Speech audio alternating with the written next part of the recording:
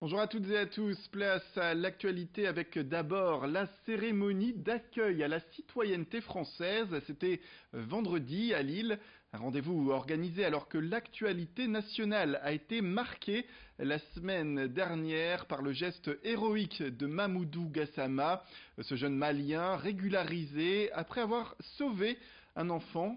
C'était donc cette semaine à Lille. Daniel Barnier, le préfet délégué pour l'égalité des chances, a remis en main propre 67 décrets de naturalisation à des femmes et des hommes originaires du monde entier. Ils viennent d'Afrique, d'Asie, du Proche et du Moyen-Orient, d'Amérique ou encore d'Europe. Le moment marque ainsi une nouvelle étape dans la vie de ces nouveaux citoyens français. Pour information, l'an dernier, plus de 2000 personnes domiciliées dans le Nord ont ainsi acquis la nationalité française. Tout de suite d'ailleurs, le témoignage d'une de ces nouvelles citoyennes au micro de Nicolas Lebrun.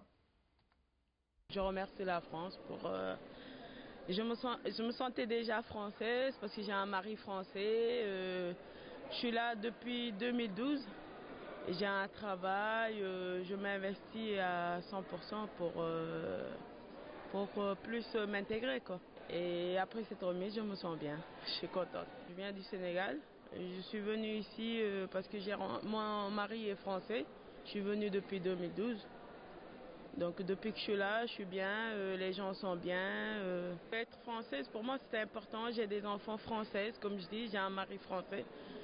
Et voilà, ça me permettra plus de m'investir, il y aura peut-être des portes qui étaient fermées avant qui vont plus s'ouvrir, quoi. Le handicap également au cœur de ce Flash Info à l'occasion du 58e congrès de l'école inclusive. C'était ce week-end à Lille. Nous nous sommes intéressés au rapport Plus simple la vie du gouvernement.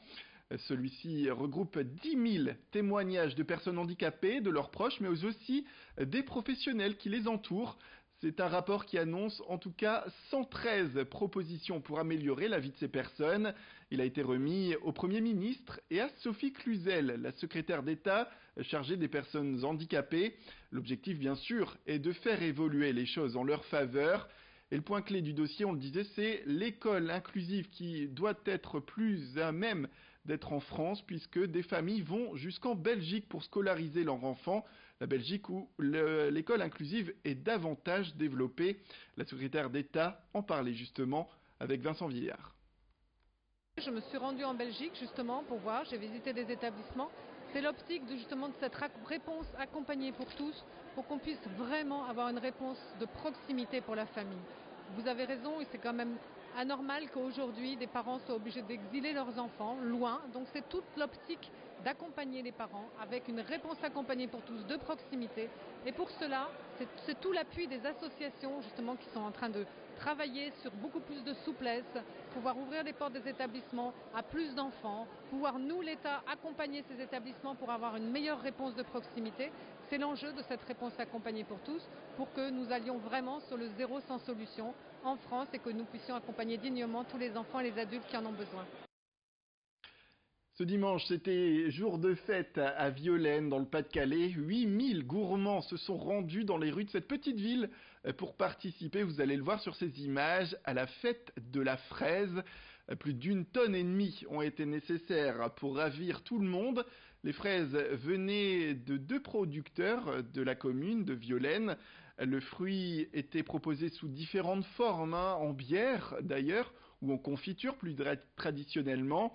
Des animations étaient également à la disposition du public. Bref, c'était un événement qui se voulait original où nous-mêmes, journalistes, nous avons amené notre fraise. Tout de suite, l'interview des organisateurs.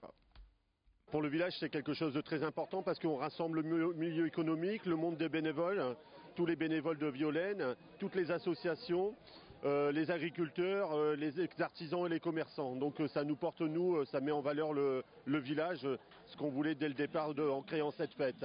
On voulait montrer une belle image de Violaine parce que nous, notre rôle en tant qu'élus, c'est de fédérer les gens et de les rassembler. Et de les rassembler justement, les familles, tout ce qu'il faut derrière pour pouvoir que les gens soient heureux de vivre dans leur village. Et on a le village qui bouge et qui émule et donc ça crée aussi le dynamisme du village, quoi. Ce week-end, c'était aussi le rendez-vous pour les amateurs de Lego. Pour la 5e année d'affilée, l'association Ch'tilug, organisée à Sizouin, la Ch'tibrick. Cette exposition répartie sur 2 salles a réuni 70 exposants et des dizaines de constructions de Lego, vous le voyez. Certaines des œuvres présentées d'ailleurs jusqu'à 400 000 pièces. Un événement qui prend de plus en plus d'ampleur dans cette commune. À l'origine, 3500 curieux avaient répondu présent et cette fois, ils étaient presque le double. Je vous propose tout de suite d'écouter l'un des organisateurs au micro d'Alexis Tessier. Il revient sur l'objectif d'une telle manifestation. L'objectif, il est déjà de venir à la rencontre du public, d'expliquer un peu ce qu'on fait, parce que finalement on se dit des adultes fans de Lego, ça pourrait être vite péjoratif. Et en fait, on explique que on n'est pas forcément des doux rêveurs, qu'on est des constructeurs, qu'on a une fibre avec ce produit et qui nous permet de faire plein de choses. Et c'est aussi de montrer justement au public qu'aujourd'hui il n'y a plus de limite à la créativité. Que ça reste une activité ludique avec les enfants, avec les adultes. Et finalement, on a 2/3 de nos visiteurs qui sont des adultes, donc c'est un peu révélateur quand même. Mais c'est vraiment de montrer ce que nous on fait, de montrer qu'on existe. Je pense qu'aujourd'hui, on commence à avoir une petite notoriété quand même. Et de présenter à chaque fois des nouveautés. Et en plus, d'essayer d'immerger le visiteur dans la culture Lego. La culture Lego d'ailleurs, et on le rappelle, durant cet événement, une mosaïque représentant le château de Sizouin, construite en Lego, a été réalisée par le public. Voilà, c'est la fin de cette édition. Merci à toutes et à tous de nous avoir suivis. Restez avec nous tout de suite. Retrouvez vos prévisions météorologiques complètes. Vous allez le voir avec un beau début de semaine en perspective. Sans oublier un prochain flash au prochain quart d'heure.